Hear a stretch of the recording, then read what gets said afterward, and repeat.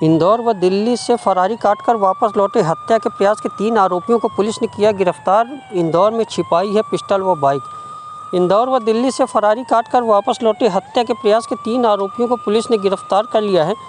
पकड़े गए आरोपियों की निशानदेही पर पुलिस अब घटना में प्रयुक्त पिस्टल और बाइक बरामद करने का प्रयास कर रही है। समान थाने के वीटू मॉल के समीप 22 अप्रैल को गोलीकांड हुआ था।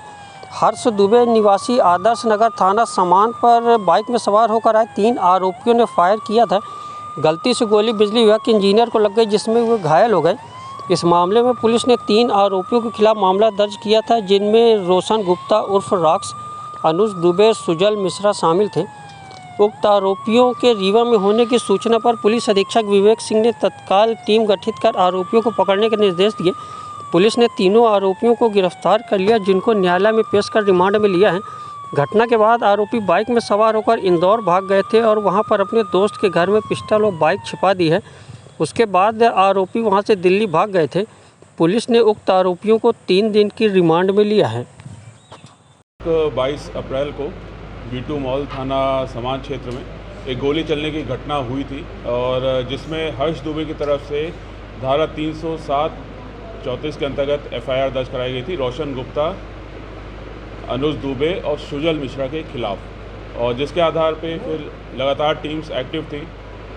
कई टीम्स हमारी एक चैलेंज की तरह था। कई टीम्स हमारी लगातार अलग अलग जहाँ जैसे सूचना आ रही थी या जैसे हमको मुखबिर जानकारी मिल रही थी, उस हिसाब से हम लोग लगातार टीम्स को भेज रहे थे और काफ़ी समय से प्रयास था इनकी गिरफ्तारी का। और जो ये रोशन गुप्ता है और जो अनुज दुबे है, इनके खिलाफ पुराने 15 और 12 मामले भी हैं, तो ये पुराने अपराधी भी हैं और फाइनली इनको पकड़ने में पुलिस को सफलता मिली है।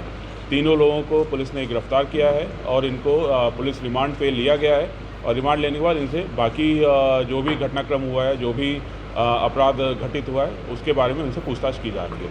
किन वजहों से ये सब घटना हुई? ये जो हर्ष दुबे जो फरियादी है और जो आरोपी है, इनके बीच में कुछ विवाद काफ़ी समय से चला आ रहा है। फरवरी में भी एक एफआईआर हुई थी और जिसमें ऐसे विवाद हुआ था। ये भी जानकारी आई कि बीच में एक बार और इनके बीच में कहासुनी हुई है। इसके पूर्व में भी इनके बीच कहासुनी हुई थी, जो कि एफआईआर में नहीं तब्दील हुई थी। कोई भी उसने पक्ष थाने में रिपोर्ट नहीं किया था। लेकिन यह है कि काफ़ी समय से इनके बीच में आपसी रंजिश चली आ रही थी और उसी का नतीजा उस दिन की घटना से निकला था। गोली मारने के बाद फरारी कहाँ था?